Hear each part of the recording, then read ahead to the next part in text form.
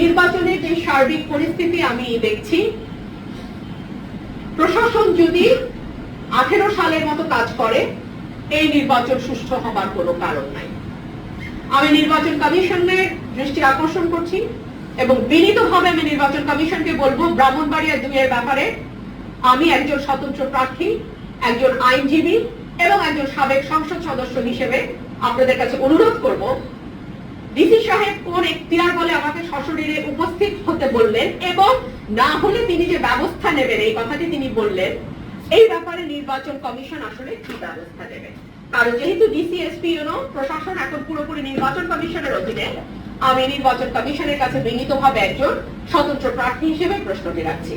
আপনাদের সবাইকে ধন্যবাদ, আপনারা দীর্ঘ সময় আমার জন্য অপেক্ষা করেছেন, আমি আপনাদের কাছে কৃতজ্ঞ। ধন্যবাদ সবাইকে।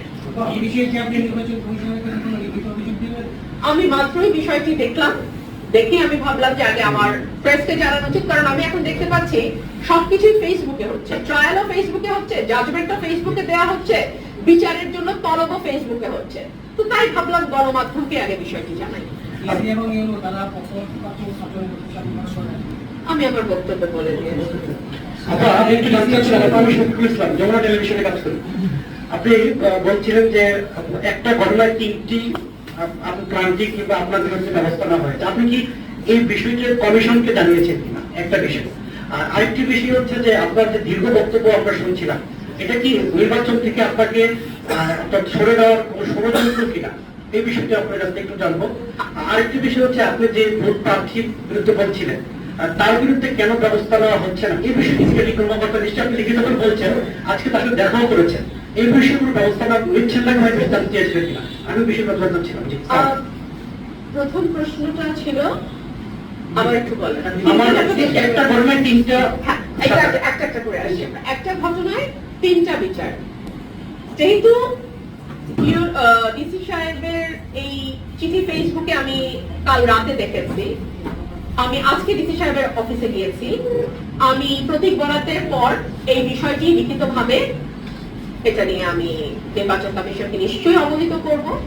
এবং আপনি যেই প্রশ্ন আমাকে করেছেন যে নির্বাচন থেকে আমাকে সরিয়ে দেবার কোনো চক্রান্ত হচ্ছে কিনা, সেটা যদি হয়েও থাকে, আমি খুবই দ্ব্যর্থহীন ভাবে বলি, আমি আমার এলাকার ভোটারদের ভালোবাসা, সমর্থন, সাহায্য, অনুপ্রেরণায় আমি দূরে এসেছি।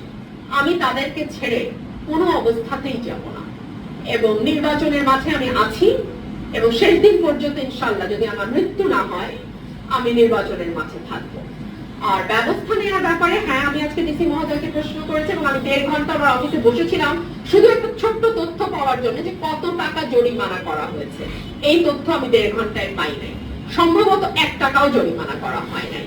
আর যে প্রচারণা সেগুলো আপনারা যে কেউ, আজকাল তো ফেসবুক গণমাধ্যম, আপনারা জাস্ট ফেসবুক অ্যাকাউন্ট আপনারা সবাই জানেন, সেই অ্যাকাউন্টে ঢুকলে আপনারা শত শত ছবি দেখবেন, বড় বড় মঞ্চ বাধাই করে, ব্যানার লাগিয়ে, পিছনে ব্যানার দিয়ে স্টেজ বানিয়ে, মাইকিং করে আমার ব্যাপারে কুৎসা বলে মিটিং গুলো করা হচ্ছে। এগুলো একদম প্রায় পাবলিক এভিডেন্স, এগুলো আছে প্রকাশ্য, এগুলো খুবই প্রকাশ্য, এগুলো নিয়ে আসলে বলার কিছু না।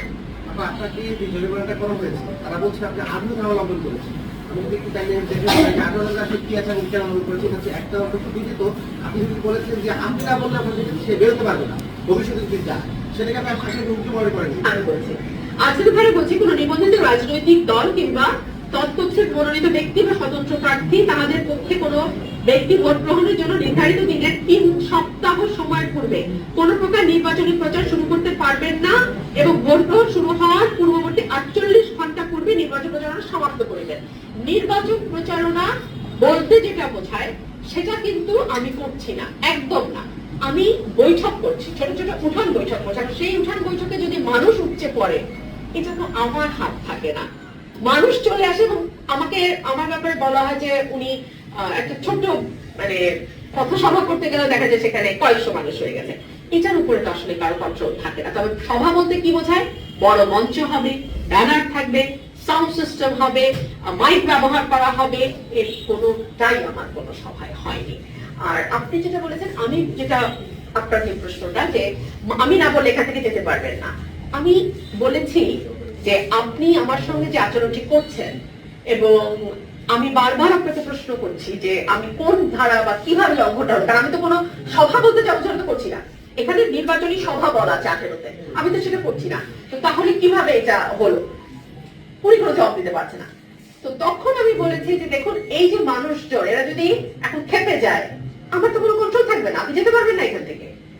আর আমাদের সরকার তো মানুষজন একটু বেশি হলো তাকে প্রেশার গ্রুপ বলে, আমি সেটা বলছি না, আমি শুধু বলছি মানুষ খেপে গেলে, কারণ নির্বাচনের মৌসুম এখন, প্রত্যেকেরই নেতা কর্মী সমর্থক ভোটার আছে, তারা যদি মনে করে বারবারই আপার উপরে কেন আসে, তারা যদি খেপে যায়, এই কন্ট্রোল তো ভাই না থাকবে আপনার হাতে, না থাকবে আমার হাতে। বিষয় জানার, আপনি যখন নির্বাহী ম্যাজিস্ট্রেট আপনার ওই ওজন বৈঠকের ব্যাপারে আপনি বলছেন গিয়েছিলেন, তখন কিন্তু আমরা বিদ্যুৎ আপনাকে বলতে শুনেছি আমি না বললে আপনি এখানে বের হতে পারবেন না, এটা তো 2 দফায় বলেছেন তাকে।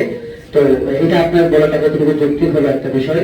আর 2 নম্বর আমি বলছি যে রিটার্নিং কর্মকর্তা আপনাকে সতর্ক করতে পারেন না, আর নির্বাচনী অনুসন্ধান কমিটি করবেন বা নির্বাচন কমিটি আপনাকে করবেন, সেই ক্ষেত্রে নির্বাচন বিধির 18 বিধি আপাতত বলছে, নির্বাচনের 18 বিধি অনুযায়ী যদি নির্বাচনী রিটার্নিং কর্মকর্তা মনে করেন যে আচরণ বিধি লঙ্ঘন হয়েছে বা 21 সপ্তাহের পূর্বে আপনি জনসমাবেশ করছেন, তাহলে সেখানে রিটার্নিং কর্মকর্তা 18 বিধি যারা দেখছি 18 বিধি অনুযায়ী আপনাকে সবুজ করতে পারেন, যেরকম একটা বিধি আচরণ বিধিতে আছেন, এ বিষয়ে একটু দেখেন। কোথায় আছে আপনি আমাকে দেখান। নির্বাচন 18 বিধি 2026 সালে যে আচরণ বিধি 18 ওখানে উল্লেখ করা আছে যে 21 সপ্তাহের আগে যদি কোনো প্রার্থী প্রচারণা করেন, যদি আপনি বলছেন যে প্রচারণা আপনি করেন নাই, সেই ক্ষেত্রে আমি উত্তরগুলো দিয়েছি, আপনি বোধহয় খেয়াল করেন, আমি আবার আপনার ব্যাখ্যার্থ বলি। চলুন 18টা আমরা আবার পড়ি, তারপর আবার আমরা 26 পড়ব। চলুন 18তে বলছে, কোন নিবন্ধিত রাজনৈতিক দল কিংবা তৎকর্তৃক মনোনীত প্রার্থী বা স্বতন্ত্র প্রার্থী কিংবা তাহাদের পক্ষে অন্য কোনো ব্যক্তি ভোট গ্রহণের জন্য নির্ধারিত দিনের 3 সপ্তাহ সময়ের পূর্বে কোন প্রকার নির্বাচনী প্রচার শুরু করিতে পারিবেন না, ভোট গ্রহণ শুরু হওয়ার 48 ঘন্টা পূর্বে নির্বাচনী প্রচারণা সমাপ্ত করিবেন। এখানে তো ডিসিএসপি এর কথা কিছু বলা নাই, করছেন একটা জেলার রিটার্নিং কর্মকর্তা, সেজন্য সেক্ষেত্রে উনি কি করতে পারবেন সেটা 26 ধারায় বলা আছে, উনি কমিশনকে জানাতে পারবেন, কমিশন চাইলে সেটাকে নির্বাচনী অনুসন্ধান কমিটিকে পাঠাবেন। আমি কিন্তু এগুলো সব বলেছি। ঠিক আছে। আর আপনি যে নির্বাহী ম্যাজিস্ট্রেট বললেন যে আমি না বললে আপনি বের হতে পারবেন না, এই জায়গাটা এটাও বলেছি, আমি জানি না আপনাদের এখানে উপস্থিত ছিলেন।